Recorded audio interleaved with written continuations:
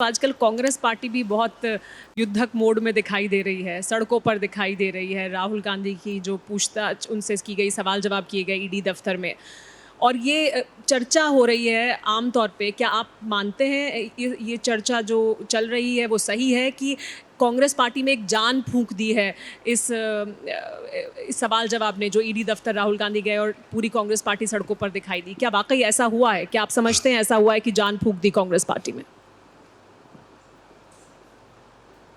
देखिए, इस पूरे प्रकरण में दो तीन चीज़ों को आपको देखना होगा।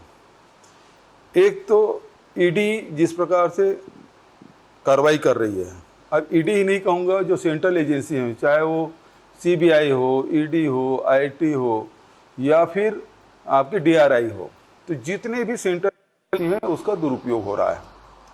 और यदि दुरुपयोग नहीं हो, ये दबाव में काम कर रहे हैं, स्वतंत्र रूप से काम नहीं कर रहे हैं। यदि ये स्वतंत्र रूप से काम कर रहे होते तो पिछले 8 वर्षों में एक भी भारतीय जनता पार्टी के नेताओं के खिलाफ कोई कार्रवाई नहीं हुई है। यदि कार्रवाई हुई है तो उन राज्यों में जहां गैर भाजपा शासित सरकारें हैं, उन नेता खिलाफ कार्रवाई हुई है जो गैर भाजपा है या गैर भाजपा के समर्थक नहीं है, भाजपा समर्थित नहीं है, उन नेताओं के खिलाफ कार्रवाई हुई है। और दूसरी बात यह है कि जिस प्रकार से नेशनल हेराल्ड, जो राष्ट्रीय राजनीति में जिसका महत्वपूर्ण योगदान रहा है, आज़ादी की लड़ाई में जिसकी भूमिका रही है, जिसकी स्थापना नेहरू जी, पटेल जी, टंडन जी, किदवई जी, इन लोगों ने मिलकर स्थापित की, और उस मामले में जिसमें कोई मनी लॉन्ड्रिंग नहीं हुई है, उसको आप उसके माध्यम से आप ईडी के माध्यम से आप वहाँ 3-3 दिन हो गया पूछताछ करते हुए, आगे 2 दिन तक और पूछताछ करेंगे। तो आप कुल मिला के इन एजेंसियों के माध्यम से नेताओं को डराने का काम और पार्टी को बदनाम करने की आपकी योजना है, और उसका विरोध हम लोगों ने किया है। तीसरी बात मैं कहना चाहूँगा कि लोकतंत्र में राजनीतिक दलों के अस्तित्व के बिना लोकतंत्र हो नहीं सकता। यदि एक तंत्री व्यवस्था है तो या तो तानाशाही है या फिर कम्युनिस्ट पार्टियों की जहाँ शासन है, वहाँ इस प्रकार की व्यवस्था हो सकती है। लेकिन लोकतांत्रिक देशों में राजनीतिक दलों का अस्तित्व है, और राजनीतिक दल के कार्यालय को आप सील कर देंगे। पिछले 3 दिनों से पूरा 24 अकबर रोड को चारों तरफ से सील कर दिया गया। किसी कार्यकर्ता को नहीं आने दे रहे हैं, ऑफिस बेरर को नहीं आने दे रहे हैं, स्टाफ के लोगों को नहीं आने दे रहे हैं, नेताओं को नहीं आने दे रहे हैं, पार्टी पदाधिकारियों को नहीं आने दे रहे हैं, तो उसको रोक दिया जा रहा है। आप इतने लोग जा सकते हैं, इतने लोग आ सकते हैं, केवल मुख्यमंत्री भर जाएंगे, बचत लोग नहीं जा सकते। इस प्रकार से प्रतिबंध आप लगा दिए। एक प्रकार से कांग्रेस भवन को, हमारे एआईसीसी के दफ्तर को आपने सील कर दिया। तो हमारे पास विरोध करने के अलावा रास्ता क्या है? हम इसलिए पूरे देश भर के जितने भी प्रदेश मुख्यालय हैं वहाँ धरना दिए, आज पूरे जिलों में धरना प्रदर्शन किए। ये अलोकतांत्रिक है, इसका हम विरोध करते हैं। तो ये जो सेंट्रल एजेंसी हैं उसका दुरुपयोग नहीं होना चाहिए। मैं फिर से दोहराना चाहूँगा, 8 साल में किस भारतीय जनता पार्टी के नेता के खिलाफ कोई कार्रवाई इस सेंट्रल एजेंसी ने किया है? और दूसरा, जो विपक्ष में जो जितने नेता थे, यदि उसके खिलाफ कार्रवाई हुई और भारतीय जनता पार्टी में शामिल हो गए तो उसके बाद उसके खिलाफ कोई जाँच नहीं हो रही है। जो जाँच है या ठंडे बस्ते में डाल दिए हैं या समाप्त कर दिए गए। तो इस प्रकार के जो कार्रवाई चल रही है, ये देश के हित में बिल्कुल नहीं है।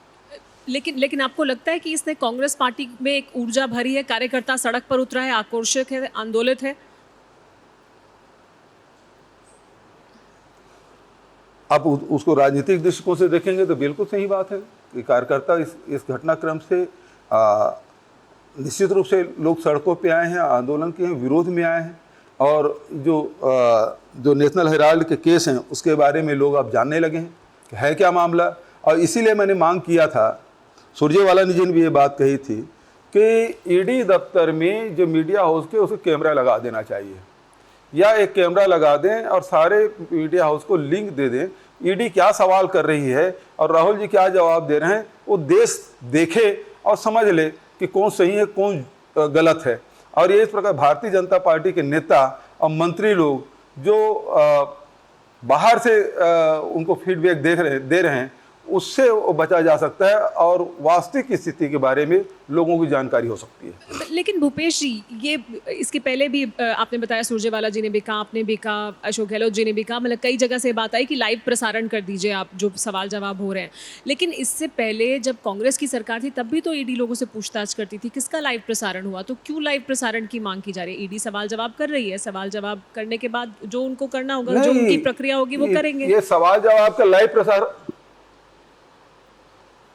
प्रसारण की इसलिए मांग हो रही है कि उनके मंत्रीगण प्रेस ब्रीफिंग करके ये बता रहे हैं कि ईडी ये सवाल कर रही है, ये 2000 करोड़ का ये घोटाला है, ये सवाल है। तो ये गलत बातें क्यों कर रहे हैं आप?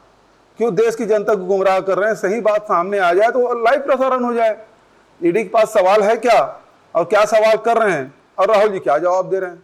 तो आप ईडी के माध्यम से राहुल जी को बदनाम करने की कोशिश कर रहे हैं, उसे फंसाने की कोशिश कर रहे हैं और पार्टी को बदनाम करने की कोशिश कर रहे हैं।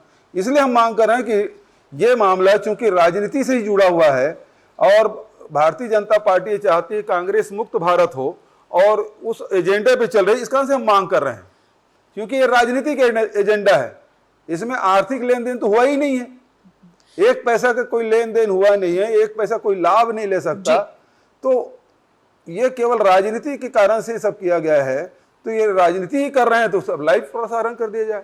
राहुल गांधी की क्योंकि बात कर रहे हैं, आपके राज्य से राहुल गांधी को फिर से नेतृत्व करने के लिए आग्रह किया गया कि वो नेतृत्व करें। क्या राहुल गांधी इसके लिए तैयार हैं? क्या आपको लगता है ये सही समय है जब उन्हें नेतृत्व करना चाहिए और आगे बढ़कर पार्टी की कमान संभालनी चाहिए? देखिए, तो करोड़ों करोड़ कार्यकर्ता की भावनाएं हैं। अब राहुल जी क्या फैसला लेते हैं तो उसी से पूछना पड़ेगा, वो तो हम नहीं बता सकते, ये तो वही बता पाएंगे। लेकिन आपको लगता है कि हमारी ये सही समय है, कार्यकर्ताओं की भावना यही है कि सही समय अब उन्हें आना चाहिए आगे? नहीं, देखिए, एक तो ये है कि अभी चुनाव हमारी प्रक्रिया में है। अब सभी जगह ब्लॉकों में, बूथ में, ब्लॉकों में और जिलों में चुनाव की तिथि घोषित हो चुकी है। सभी जगह पीआरओ, डीआरओ, बीआरओ की नियुक्तियां हो चुकी है और उस प्रक्रिया में हम लोग आगे जा रहे हैं। तो समय उसके चुनाव की तिथि भी घोषित हो गए हैं। तो जो तिथि नियत की गई है उसी के आधार पर चुनाव होंगे।